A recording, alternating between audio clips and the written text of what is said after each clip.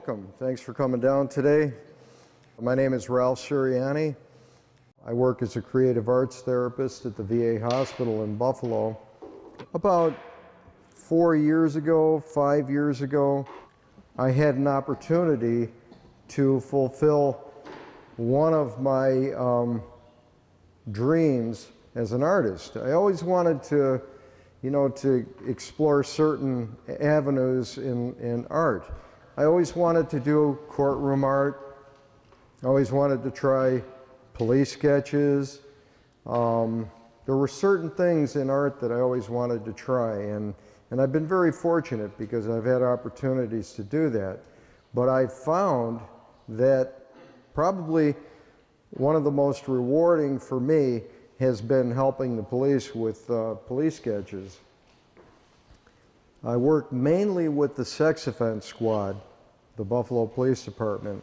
So I interview mainly rape victims. I have interviewed from an 11-year-old girl to probably on up. I try to create an atmosphere for that victim that's as comfortable as can be. First of all, I try to take into account how I'm presenting myself to that person. I realize that what they've just gone through is very traumatic, and I can't even begin to comprehend it. But what I can try to do is let that person know that I'm there to help them and to help the police get the person off the streets.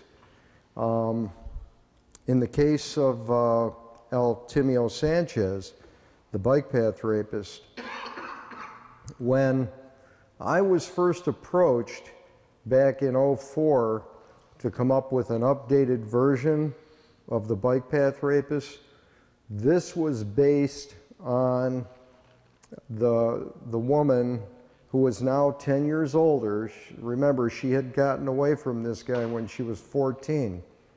So I'm interviewing her 10 years later, and we're trying to age her description 10 years.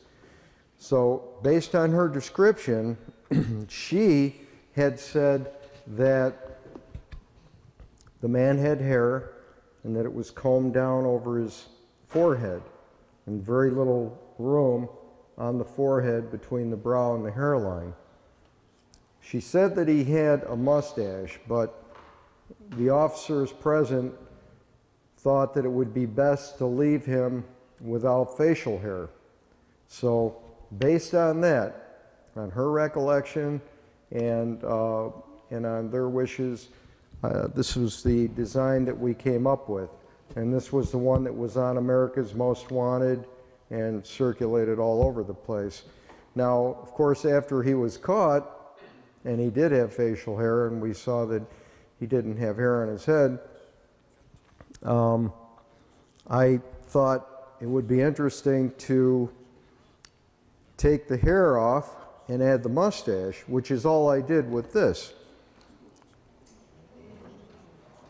Now, when I went into the courtroom, and I'll talk about courtroom drawings in a minute, but I gotta say that it was a milestone for me as a courtroom artist and a police sketch artist, and as an artist in general, to have not only been involved with the police sketch, but also to have gone in and created the very first courtroom drawing of this individual. This was drawn on January 16th, and this was the very first appearance of Altimio Sanchez in the courtroom. One thing I noticed right away was that his eyes are indeed dark. Now, when he was caught and they had the camera on him, this photograph is like a deer in the headlights. His eyes are wide open, but that is not how they appear normally. They're actually more like this. So we were kind of correct in that respect also. I teach a portrait and caricature class. I've incorporated a new element to the class, and what I do is have the model come in a little later than the class. And the reason I do this, I stand there where the rest of the class can't see the model, and I give a description to the class. And they come up with their drawing based on my description. Now, that should be a pretty accurate description because I'm looking right at the person, okay?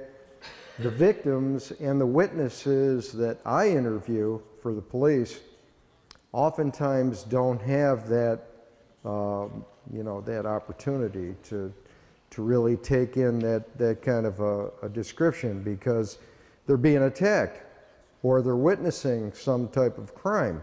The reason why I've introduced this in my class is because we could all be witnesses or victims at any time. You could be leaving here today and witness a crime.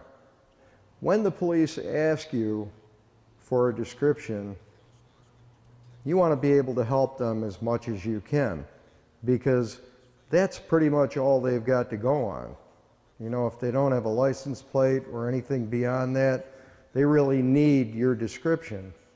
So I try to teach my students, since you're already here learning how to draw, and some of you are pretty good at it, maybe you could go in there and do a police sketch. There was a case in Oakfield where the man and woman were home. It was just starting to get dark.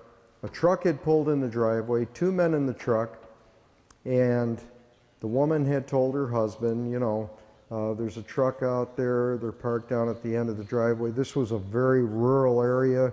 There was only one other house in the area of theirs, and that was across the street, and it was the guy's father's house. Okay, so the guy, the husband, said, well, they're probably here to look at the van. They had a van for sale, and it was parked across the street at his father's house. He said, I'll get the keys and go over and show it to him. So he went out there, and she was watching TV and heard what she thought was backfiring. When he didn't come in after a while, she went out there, and it was dark now. She brought the flashlight with her and found him dead, shot dead. There were no witnesses. Now, the wife was a frequenter of Lilydale, and she had been in touch with psychics, and she wanted to work through a psychic. She spoke with the police officers, and they thought, well, we have nothing else to go on, let's give it a try. And that's where they called me in. So that was 4 different law enforcement agencies involved in that. And this was pretty cutting edge stuff. I had never done anything like this before.